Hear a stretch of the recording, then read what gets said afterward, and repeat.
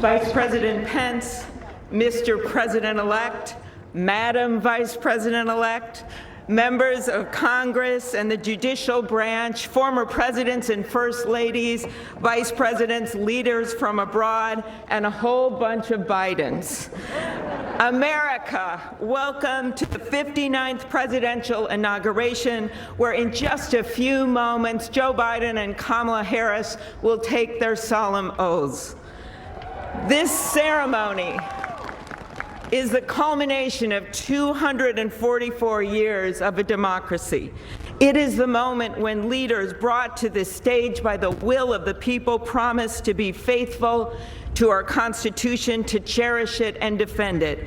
It is the moment when they become, as we all should be, guardians of our country.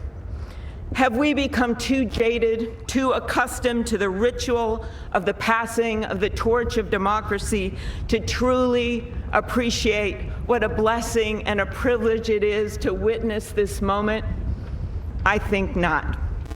2 weeks ago, when an angry, violent mob staged an insurrection and desecrated this temple of our democracy, it awakened us to our responsibilities as Americans. This is the day when our democracy picks itself up, brushes off the dust, and does what America always does: goes forward as a nation under God, indivisible, with liberty and justice for all. This conveyance of a sacred trust between our leaders and our people takes place in front of this shining Capitol dome for a reason. When Abraham Lincoln gave his first inaugural address in front of this Capitol, the dome was only partially constructed, braced by ropes of steel. He promised he would finish it. He was criticized for spending funds on it during the Civil War. To those critics, he replied, "If the people see the Capitol going on, it is a sign we intend the Union shall go on."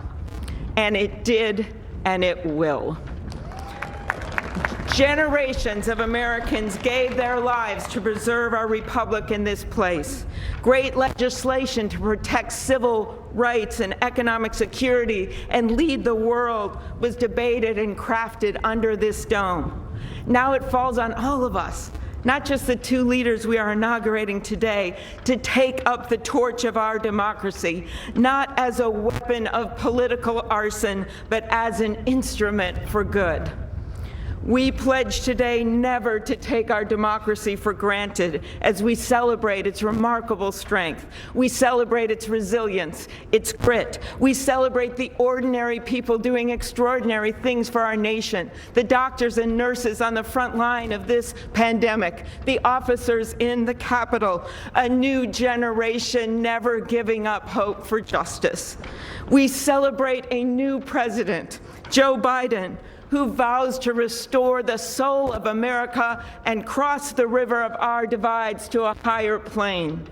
And we celebrate our first African American, first Asian American, and first woman vice president, Kamala Harris, who stands on the shoulders of so many on this platform who have forged the way to this day. When she takes the oath of office, little girls and boys across the world will know that anything and everything is possible. And in the end, that is America, our democracy, a country of so much good. And today, on these Capitol steps and before this glorious field of flags, we rededicate ourselves to its cause. Thank you. It is now my honor to introduce to you the senator who has worked with me and so many others to make this ceremony possible, my friend and the chair of the inaugural committee, Missouri Senator Roy Blunt.